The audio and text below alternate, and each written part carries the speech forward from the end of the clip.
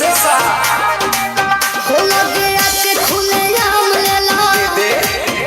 बाधे रही टीका माम लेला ना टाइम वेस्ट करो टेस्ट अभी टटके है अरे टटके है देखी जरा आवा तोहरा आम के सवाद गोरी खटके बाकी हटके तोहरा आम के सवाद बड़ी खटके बाकी हटके खाना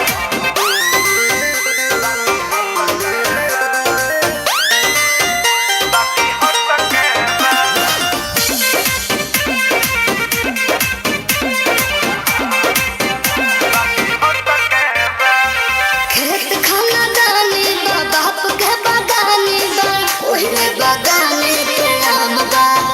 लेला भर झोरा सस्ते ही दाम बा बात राइट बा एक बाइट में लोग के पता तो चली ही जाए तोहरा चीज के न कमलो जवाब बाटे हिसाब बाटे चला तारा खाती दू चार पैसा घटके बा अरे घटके बा हाँ बते दो चलो छोड़ दे तोरा आम के सवाद गोरी खटके बाकी हटके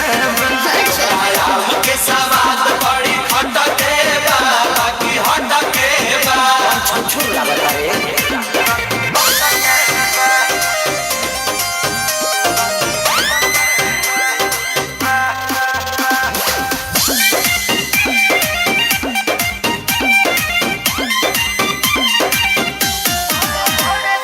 बड़े बड़े साइज बा भावना न जायज बा सौदा बा पाकल न कांच बा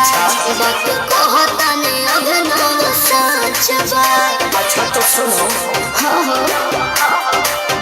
तोहरा लड़ा के तगड़ा सवाद बाटे धन्यवाद बाटे जिंदाबाद बाटे खेसारी राहुल होई फिर जुस मटक बा अरे मटक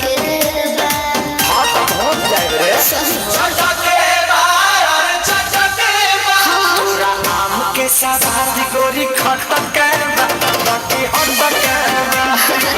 आम के सवाद बड़ी खटके बाकी हटके